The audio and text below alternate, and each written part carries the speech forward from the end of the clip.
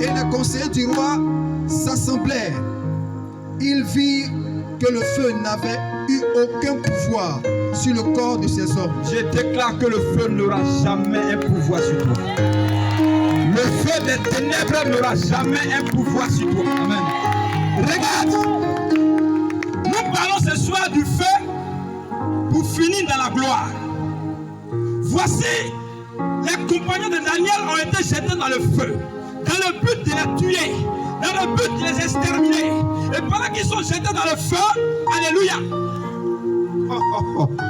tu ne peux pas comprendre. Il y a Dieu qui vient, qui entre dans ce feu-là. Ce feu-là qui était normalement un feu de la mort, Dieu va changer ce feu-là au feu de sa présence, au feu de sa protection, amen, au feu de la délivrance. Amen. Alors, Dieu va les conduire à la délivrance. Yes. Dieu va les protéger, amen, de la mort. Come on. Ce qui me plaît, c'est que regarde, ces trois-là, ils se sont engagés dans un combat de la mort et de la vie. Quand on lit un peu plus haut, la Bible dit que quand le roi est venu les voir pour dire, ah, moi j'ai appris que vous là, vous ne vous prosternez pas devant cette statue d'or. Alors aujourd'hui là, moi-même je suis là pour vérifier l'information. On va faire sonner la trompette. Donc celui d'entre vous qui ne va pas se prosterner là, je vais le mettre dans la fournaise ardente. Je vais le lier, le mettre dans la fournaise ardente. Et je vais voir quel est ce Dieu là qui va venir pour vous délivrer. Alléluia. Quand le roi a dit ça, ils se sont levés, ils ont répliqué. La Bible dit qu'ils ont répliqué. Ils ont dit au roi, nous là, nous avons un Dieu que nous servons.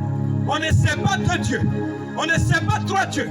Ce Dieu qu'on sert, ce Dieu auquel nous on obéit là, lui il va nous sauver de la fournaise ardente. Alléluia. Ce Dieu là va nous sauver de ta main.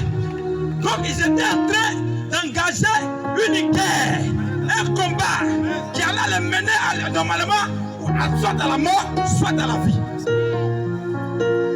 J'entends beaucoup de chrétiens aujourd'hui dire, alléluia, nous sommes plus que vainqueurs. Mais regarde, pour que tu sois un vainqueur, il faut la bataille. Il faut combattre. Parce que tu ne peux pas avoir la victoire sans compétir, sans batailler. Alléluia. Beaucoup n'ont pas compris. Jacob, il n'était pas dans le plan de son père. Mais il a fini non seulement par être dans le plan de son père, et être dans le plan de Dieu. Pourquoi? Parce qu'il a compris Dieu.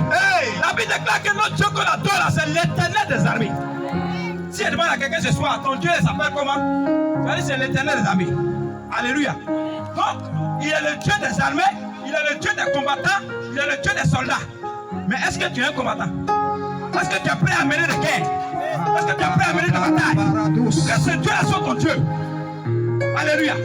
La Bible dit que Jacob, il a combattu avec les hommes, il a combattu avec les anges, il a combattu avec Dieu et il a été vainqueur. C'est pourquoi son nom a changé, il est devenu Israël. Bien-aimé, est-ce que ce soir, tu veux que ton nom change? Est-ce que ce soir, tu veux que la situation de ta maison change? Est-ce que ce soir, tu veux que ton histoire change? Est-ce que ce soir, tu es prêt à changer la situation de ta famille? Alors, tu dois combattre parce que ton Dieu est l'Éternel des armées. Ils ont engagé Dieu dans le combat. Vous dites, nous, on a un Dieu qui va nous délivrer. Alléluia. On n'a pas besoin d'adorer ton Dieu et on te dit que ton Dieu là, on ne pourra jamais l'adorer, ni aujourd'hui, ni demain. Même si c'est pour mourir, on est prêt à mourir. Et c'est comme ça que Dieu était obligé de rentrer dans le combat, rentrer dans ce feu-là pour les délivrer.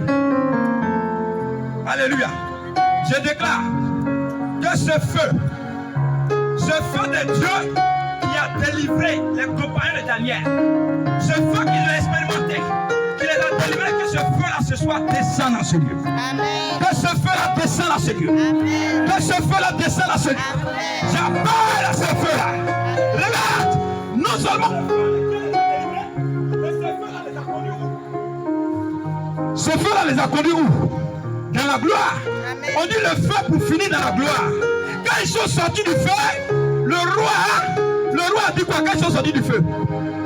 Alors verset 30, on dit c'est ce verset-là qui m'intéresse.